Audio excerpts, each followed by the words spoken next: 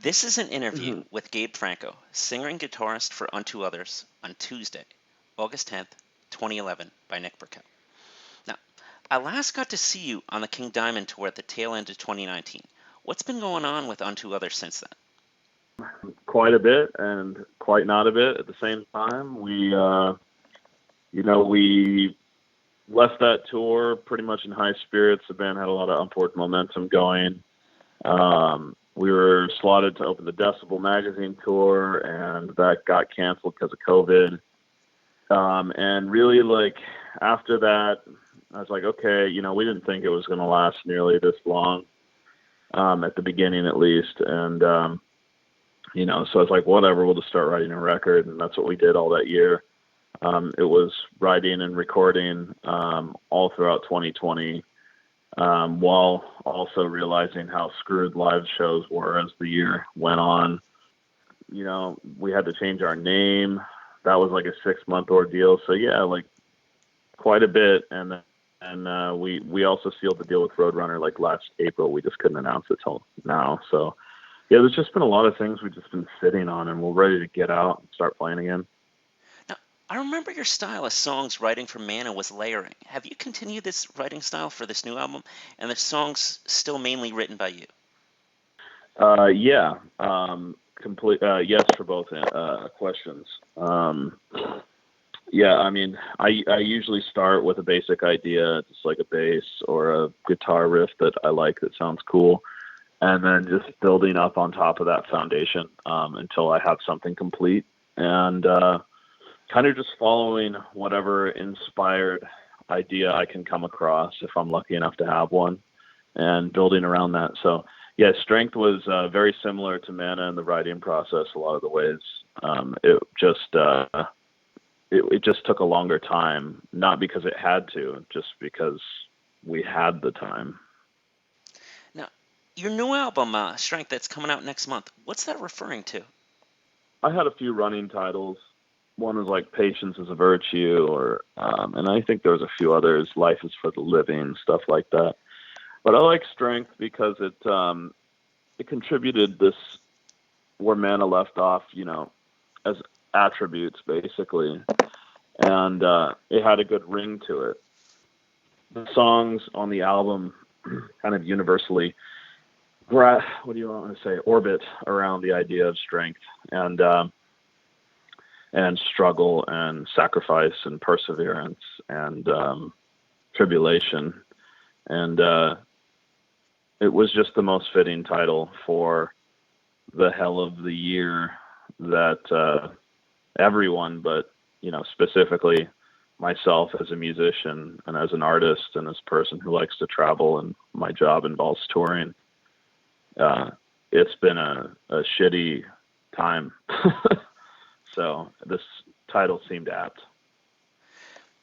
With signing to Roadrunner, were you able to acquire any new gear or use any new studios? Let's see. Yeah, I mean, I like Roadrunner didn't fund, any new gear for me. I mean, we were able to fly back and forth to Philly, with new resources and whatnot. But, like definitely, like if we had been working on our own, we wouldn't have been flying back and forth all year. We probably would have just planned one large block to stay in Philly for like a month and do the record instead of going there and coming home and going back and coming home. But as for gear, yeah, I just acquire that on the way. I mean, anytime I see something cool or something I want, I just get it. I see. What would be your favorite thing you've gotten recently? Um, Honestly, I haven't gotten anything great recently. Back in January, I got a new guitar. So yeah, Gibson SG. So, what's been going on with you as you were writing When Will God's Work Be Done? Nothing really. I was extremely hungover, and I wrote that song in about 4 hours, and I just thought it was cool. In the music video for Downtown, you're just walking around Portland at night. What event was the inspiration to compose this piece? Again, really nothing. I was just in my practice space songwriting, and I thought this was a cool concept, and and it sounded cool, and I liked the melodies, and so I wrote a song about a troubled youth walking around the city. And in the video, I'm actually walking around Salt Lake City, not Portland, but I guess most people wouldn't be able to tell the difference. Now, what was the most ambitious song to write on Strength? Of the ones that made the record, let's see. Little Bird and Heroin were probably the two most ambitious ones, just because they're pretty far out of the normal range of what this band and what I do as a musician. So yeah, I'd say those two. Can you speak a little bit about each one?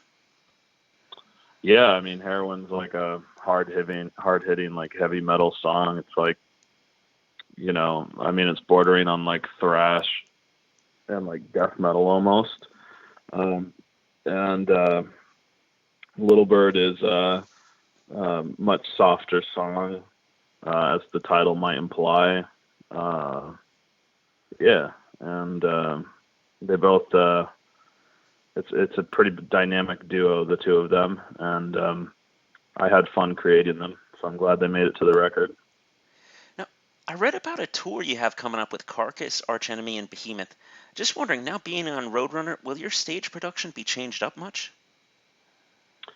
Well, Roadrunner doesn't have a lot to do with that. In fact, we as a band take care of most of that. If we sold a ton of records or something, sure. I imagine the label might start funding things, but we'd probably also have the financial capability to fund it ourselves. So the label only really gets involved if we need them to. With those kind of things, their main job is to be a record label and sell our records. But going forward, I plan on adding, more props and more stage production and all that, fun and pyro and stuff like that to the live show, and just improving it as we go along and making it better and better each time someone sees it. I think we're announcing pretty soon. The Behemoth tour is actually postponed another year due to COVID, so it won't be happening this year. Now, what will your set list be like for the Psycho Las Vegas show coming up? I mean, we have a 45-minute set. I'm gonna do the two new singles off the new album and some classic hits and a cover. With concerts coming back in a big way, what are some things you think your average working class band can do to keep moving forward? We're in an interesting position because, we're still average working class band, but we're not on an average working class label anymore. So we're slowly transitioning out of that. I don't know really the right answer to any of this, but really, if you want to progress musically, write a good song. It all starts there. The answer doesn't lie in more live streaming or, local shows or anything like that. It's writing good music. If you write a good song, the rest will come as long as you're dedicated. So just keep writing, keep improving, keep practicing, and most importantly, focus on your faults and destroy them, and you'll get better. Most cherished musical possession? My Fender Stratocaster that I've written Mana and pretty much all of Strength and all of Don't Waste Your Time on. I've had it for like 6 years. It's a solid guitar. Favorite ghost story or urban legend from living in Portland? Urban legend. I don't know if we have any urban legends in Portland, but let's see. I do have a ghost story. I was walking home when I was like 17, and I saw this lady walking. It was like nighttime, and I saw this lady walking her baby in a stroller, and I said, "Oh, excuse me," because she kind of appeared out of nowhere. And as soon as I said that and looked over, her and her baby in the carriage and the whole thing just disappeared. And she wasn't like some old-timey lady. It was like a modern-looking woman. It was just the weirdest thing. So, I kind of walked a bit faster home after that. Okay, final words. Yeah, I would say just check out, check out our social media for updates on the record. The pre-orders are live, and we're gonna hopefully be in your neck of the woods sometime soon. I mean, we're just itching to get on the road. The only thing stopping us is governments. So, yeah, like just stay tuned, I suppose, and thank you for supporting Unto Others. This has been an interview with Gabe Franco, singer and guitarist for Unto Others, on Tuesday, August 10th, 2021, by Nick Burkell.